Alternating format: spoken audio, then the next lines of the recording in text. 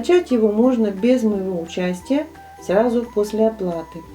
Я постаралась сделать бюджетный вариант по цене и по материалам, но при этом с хорошим результатом.